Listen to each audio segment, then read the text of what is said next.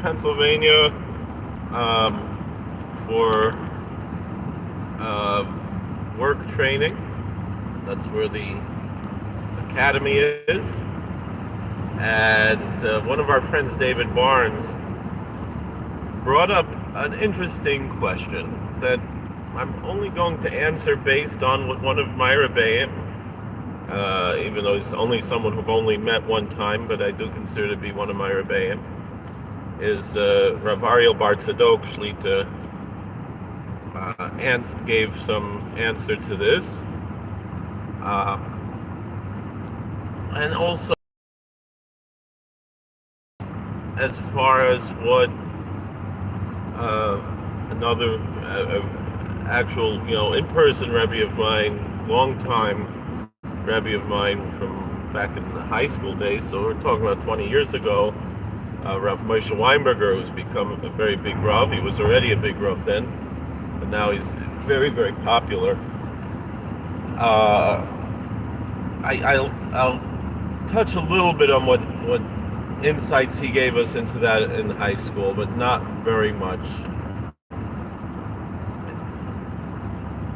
So the question came up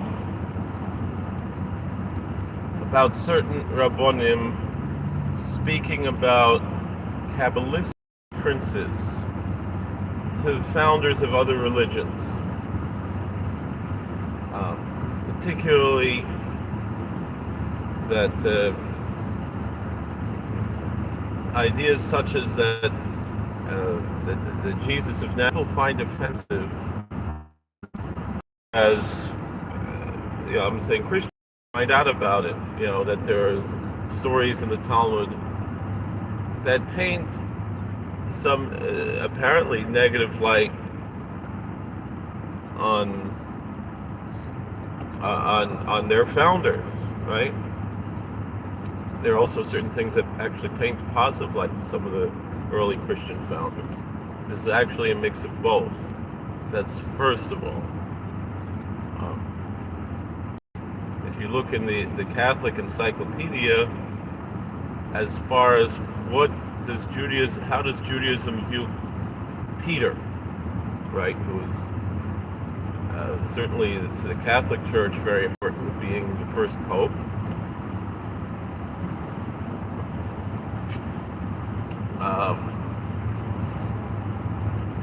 And it records there that Peter is looked on in Judaism in a very positive light, even to the point that some Rishonim, although it's very controversial and Rashi rejects this, say that the prayer that we recite every Shabbos and Yom Tov, every Sabbath and holiday, biblical holiday, Nishmas Kol Chai, right? It's after all the Psalms that we read in the morning to prepare for prayer. There's a blessing before and a blessing after, and the kind of at the end, the blessing after is extended with a long liturgical poem of mysterious origin that says the soul of every living thing should praise the Lord our God, etc. And it's recorded by certain Rishonim that was written by Peter, the Christian apostle, and we recite it every Shabbos and every Yom Tov. It's actually a major part of our liturgy, and a very popular, strong part of our liturgy.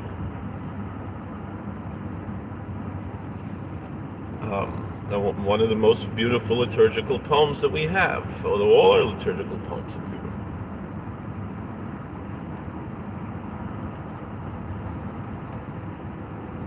And so I'm just bringing this up only to bring out that there are different opinions and different approaches within our traditions. And it's not black or white. And even, like I said, with that particular question, it's a matter of tremendous dispute. And for the most part, it's rejected. Generally, Rashi is, seen as Rabban Shel Yisrael. Isaacides, Rabbi Solomon Isaacides, our great was our greatest, one of our greatest teachers. Certainly from the medieval times. And so he rejects this, but nonetheless, and it's not necessarily, an issue of religious differences or polemic or anything else.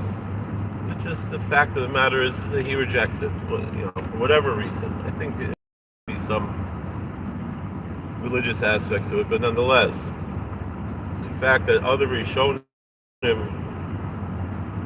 paint such a positive light. I remember, I remember that Rabbi Rashi Shapiro, Zolkazunstein, from the rabbi's sons, became a rabbi himself, but was a singer from the rabbi's sons back in the 60s and 70s, right? Or no, it was Rashi and the Rishonim. He had his own group, Rashi and the Rishonim.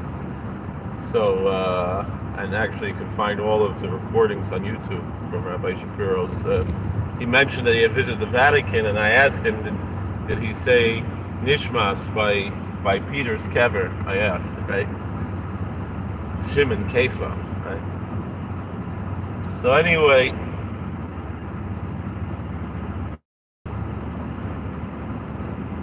but the things that are negative are much less obvious for the most part, because we don't really know a lot of these things because of censorship. But there are certain stories in the Talmud that almost certainly are not references to the Christian Jesus. But this particular, Kabbalistic text is saying that he was a reincarnation of Esau. That almost certainly is. But again, these are matters that are matters of opinion and matters of various points to be discussed and debated. First of all, not everyone accepts the idea of reincarnation, but most Jews do. But even if so because one particular Kabbalist said this statement, is it really meant to be taken literally? But then there's a whole different question about Kabbalah in general. And I think this is to me one of the big issues I have with all due respect with the Chabad movement, is that both with Golni Floisov, I should really say Ashrei, foremost, Kabbalah, I don't believe is meant to be taken literally. I believe Kabbalah is meant to be taken poetically, figuratively. If you study Jungian psychology, you'll know that there's the idea of logos and mythos. And I think one of the best contemporary authors that really discuss this in depth is Karen Armstrong. And Karen Armstrong, Dr. Armstrong, wrote a book called The Battle for God, or The War for God. I think it's The Battle for God, in which she discusses fundamentalism and extremism in Judaism, Christianity, and Islam over the last 200-300 years, and brings rather strong historical discussions, and very accurate ones. Might not agree with all of her ideas, but she's certainly done her homework. And one of the things that she says there, which I agree with mostly because this is what I was taught by Rav Bar Tzadok Shlita, is that there is difference between logos and mythos. And the way that Professor Armstrong presents it, the way that fundamentalism develops, and I could say both on the left and on the right, is when there's and when they say fundamentalism, I mean it in a negative way. Extremism develop psychologically when there's a lack of balance between logos and mythos, and particularly when there is a disillusion, not disillusionment, when there is a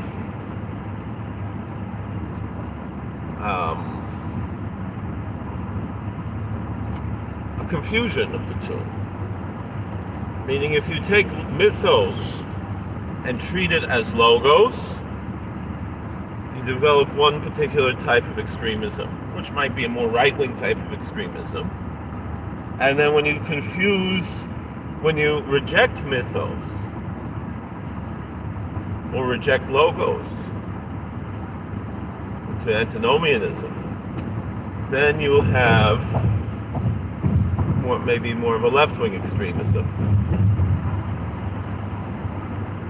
And the healthy spirituality of whatever religion one practices is the healthy balance between mythos and logos. And I think it should be understood, halacha is our logos, and Agadah and Kabbalah are our mythos. And both inform one another. There certainly is the informing of Kabbalah to halacha. And of course, there's the informing of halacha to Kabbalah. But we need both to have a true healthy spirituality.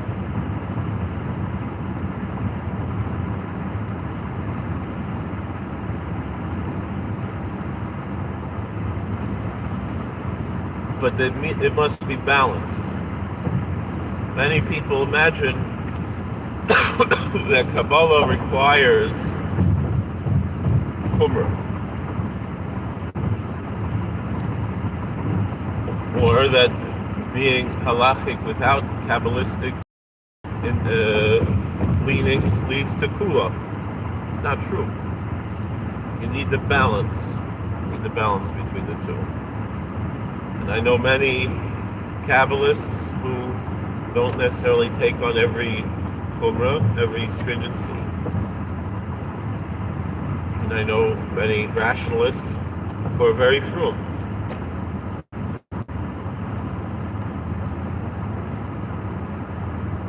But you need to find that proper balance between mysticism and practicality, and not be an extremist on one end or the other.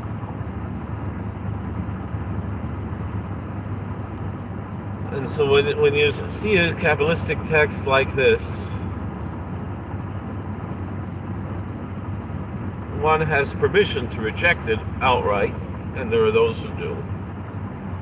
But furthermore, one also should understand it in a sense of psychology and Jungian archetypes, and not necessarily as something that's meant to be literal. Now, there are things that are literal in Kabbalah too, but you have to know the balance. You can't say it's all or nothing, And so the people from Chabad who literally believe that Moses was 3 feet tall, right? Well, the Medrash there is a Gemara, as well as Gemara. It's an Erechim. It's basically saying that Moses was of great stature, right? Of course, okay, it's referring there to something that seems to be literal. But people like my holy Zayda, the Maharal of Prague, and others obviously look at these texts and understand that there's much depth in them that are not necessarily meant to be literal. And for that reason, you have to find these balances. You can't just, do whatever you want. You have to balance.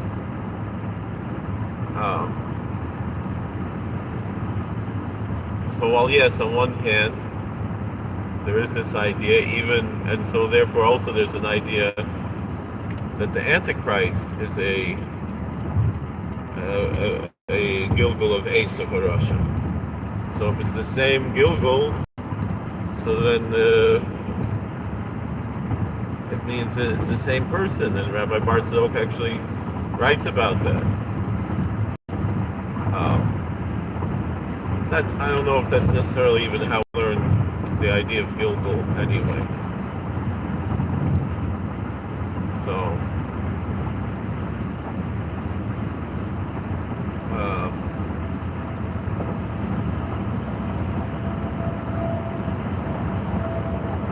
but that could also be read in a positive way as well. Esav, he had a lot of positive to him, right? He honored his father, and so forth. And also Esav, it's called the Chazir, right? Chazir. In the Psalms, it says the boar of the forest is Esau. And the word Chazir is related to the word Lachzor, to return. That there will be a tikkun times, and that Esau will repent. And so that was that. Okay, we know the other Gemara, right? The one Gemara about Yeshu and Rabbi Shimon Prachia. We know the Bali Tosfos, they taught that everyone named Louis the king. So it's everyone named Yeshu, Jesus of Nazareth, the Christian Jesus. That Jesus, that Yeshu lived 100 years before the Christian Jesus. Rabbi Yeshua ben Prachia, that was 100 years earlier, was not the same person. Hi Adam. Aleichem Shalom. So that's what the Bali Tosfos answer. Although the question is, from a Jewish perspective, did the Christian Jesus even exist? Was he maybe a fictional character loosely based on this Yeshu who was a Talmud of Shulchan Aruch? Who knows? Then we have the Gemara of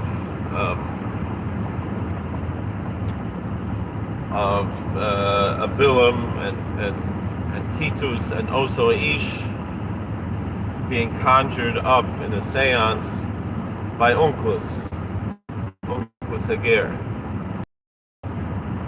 And of those three, also Ish, that man, who we assume is a reference to Jesus, is the one who's presented in the most positive light of those three.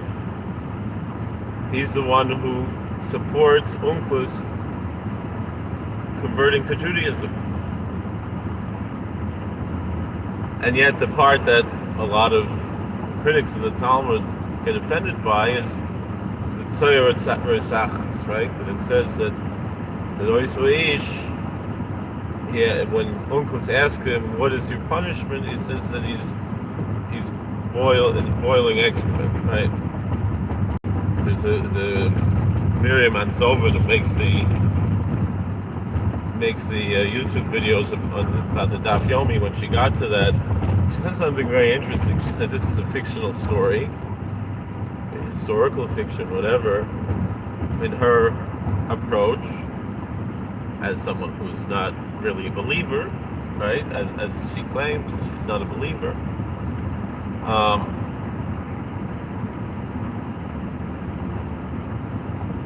And she said she's been told that's where she's going to go. So she said it'll be her and Jesus will be suffering the same fate.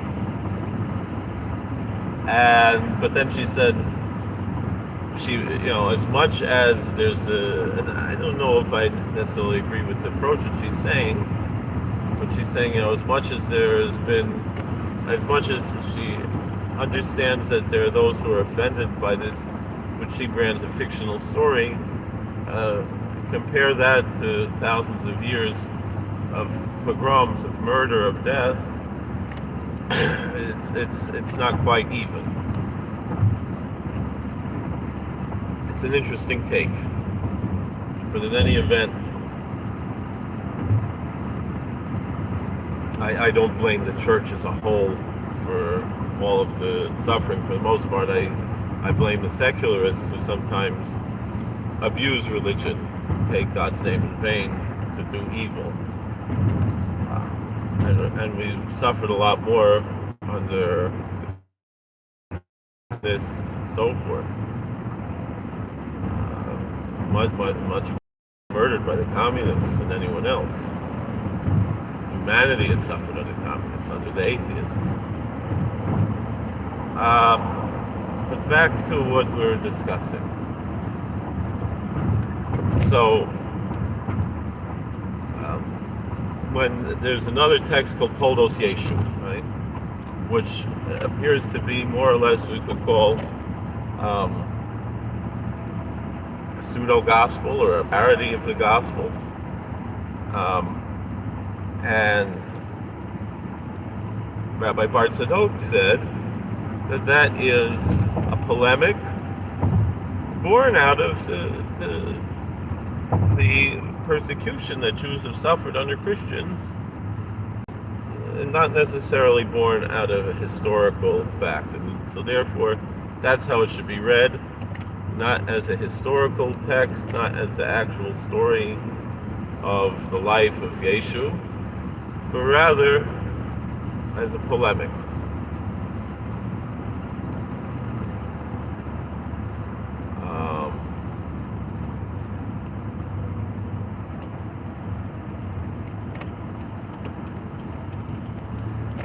And we should understand what a polemic is, and move on. That's a relic of its time, and not necessarily, it's not a holy book, necessarily.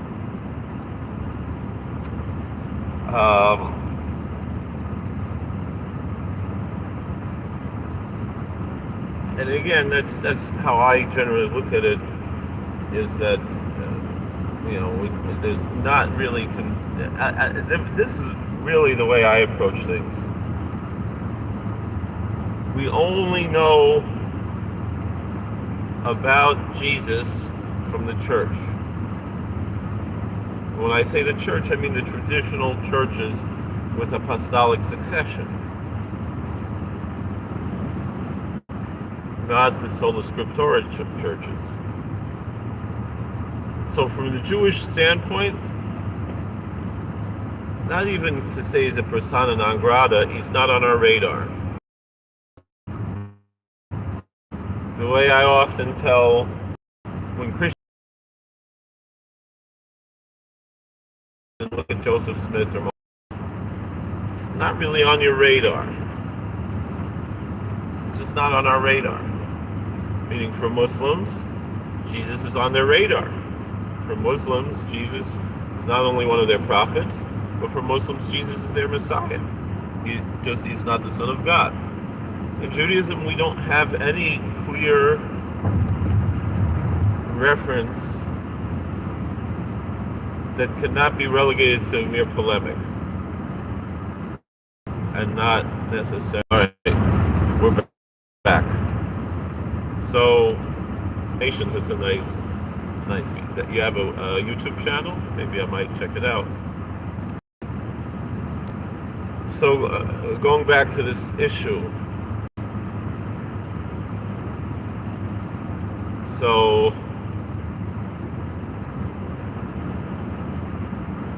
and we're already a half hour slept out. All of these things are polemic. Hallelujah. Sorry that we got disconnected. There was a dinosaur there. It was a big statue of a dinosaur that they were schlepping somewhere. It was wish I could have turned my head and got a better look at it. Anyway, this is the point that I want to bring out, is that these are mythology is not fiction. Mythology, although I guess mythology is a means of teaching truths in a poetic way.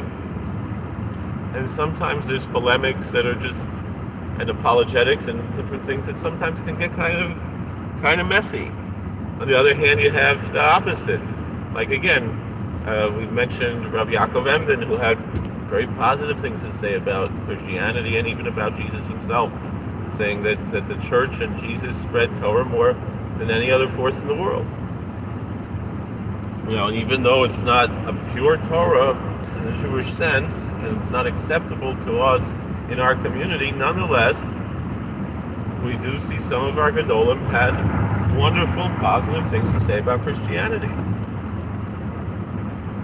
The balance between these two worlds.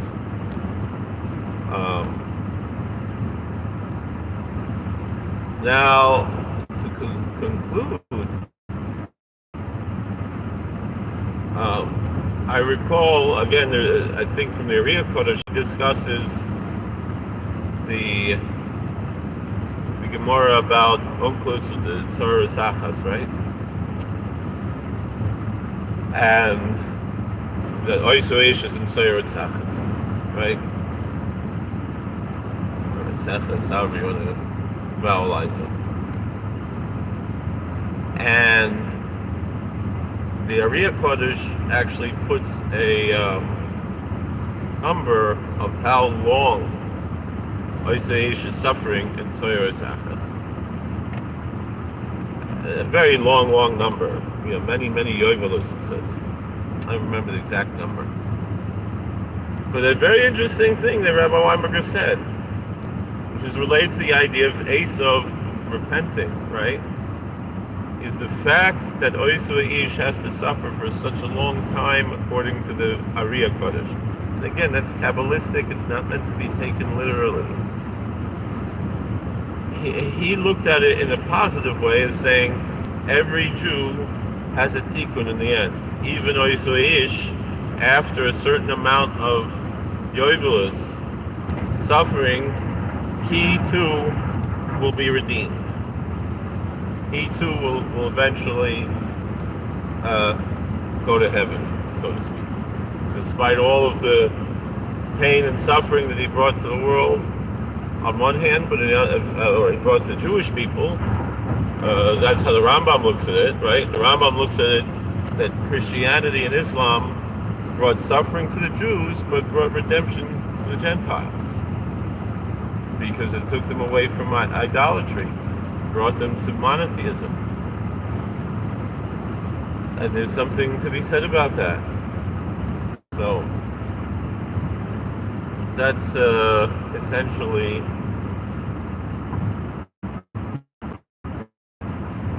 my spiel that I wanted to bring. Was that, and again, you have to look at things from the perspective of people. Like you look at someone like Rabbi Weinberger, his parents, they went through the Holocaust, their whole family were killed. And,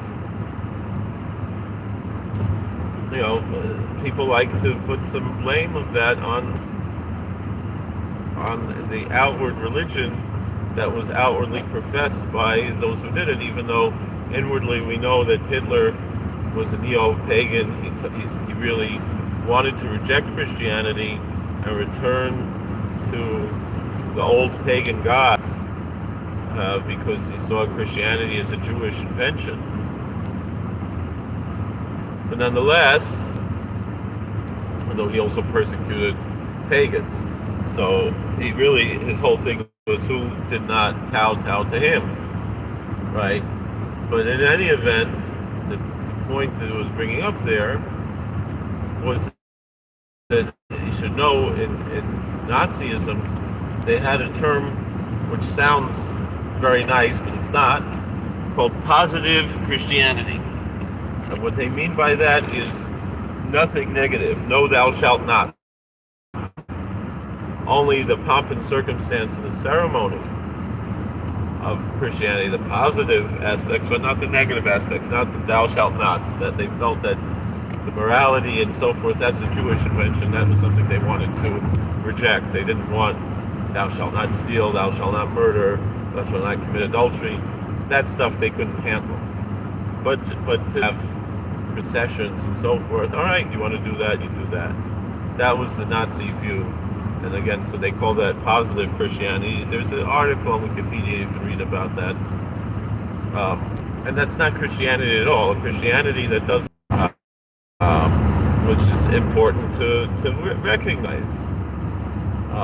So I cannot blame the church for the Holocaust. And I cannot blame the for the Holocaust. I blame Hitler and the Nazis for the Holocaust.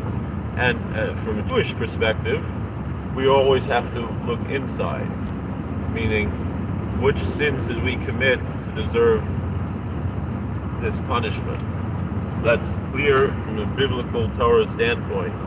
And I know it's not popular because, nowadays it's not, victim shaming and victim blaming is not politically correct. And some people are very offended by that.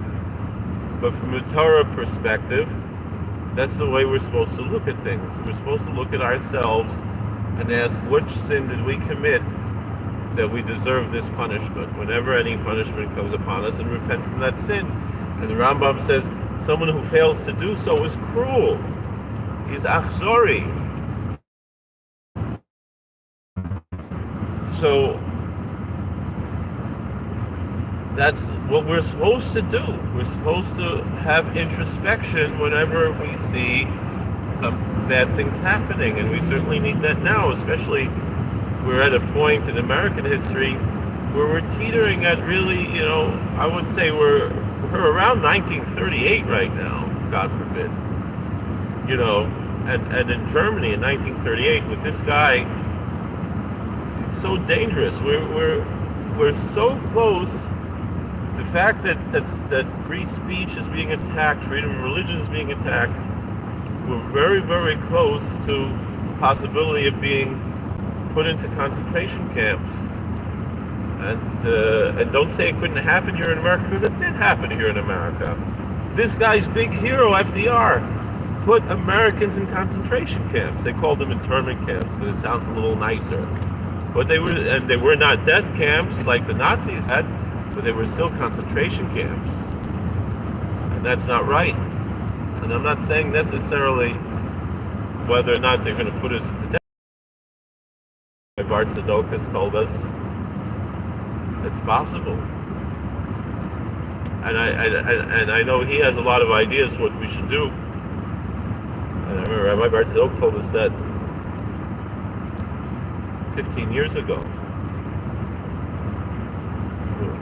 Was before Obama got elected. Bush was in the White House when we discussed that. So whatever it was, 14 years ago, that was the one time I met him in real life.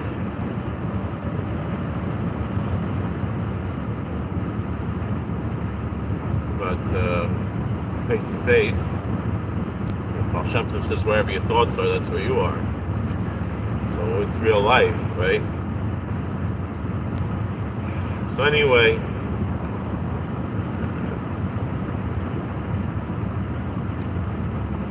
that's the question.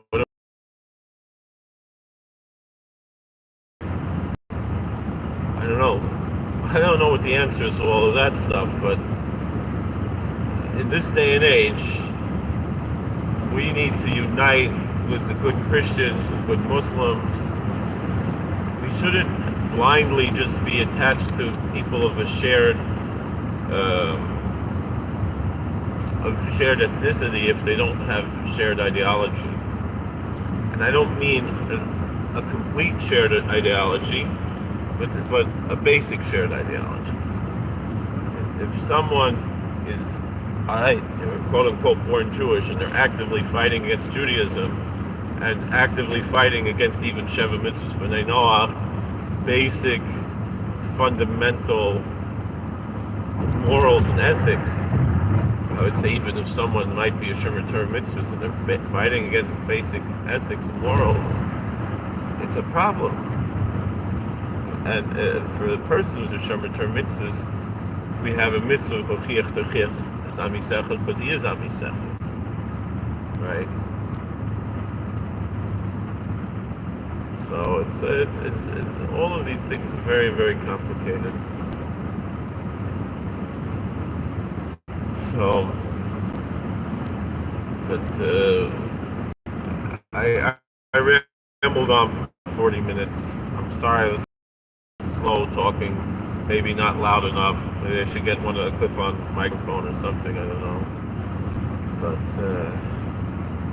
if you watch this whole thing, thank you. I really appreciate it.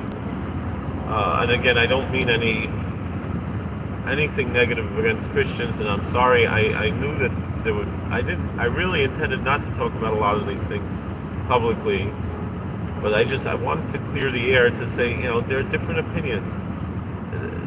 The negativity is not fundamental to Judaism, and I do want to apologize for those who were offended by certain things. But that's just the way that polemics work, and that includes polemics that are in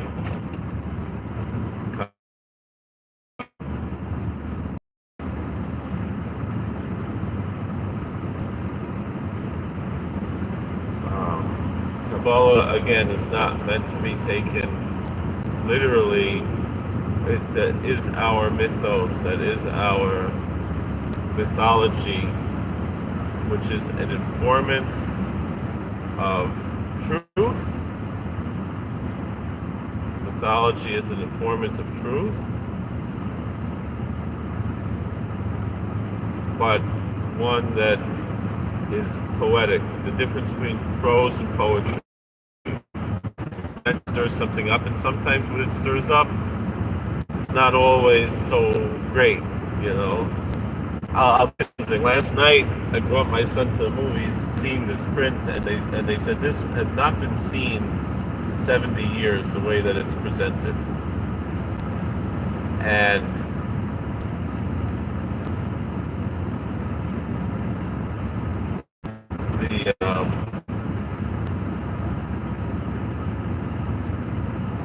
there's scenes of the destruction of the world where two different images are superimposed, and it's meant to be jarring. It's meant to be uncomfortable. And that's what sometimes polemics do. It's meant to be jarring. It's meant to make us uncomfortable. So, and then that opens up discussion. It's like there's something they call a trigger film, right? Where you talk about something and then you watch a film or you read or it doesn't have to be a film. It could be all kinds of triggers. And then you discuss. And how do you discuss these things in the modern day?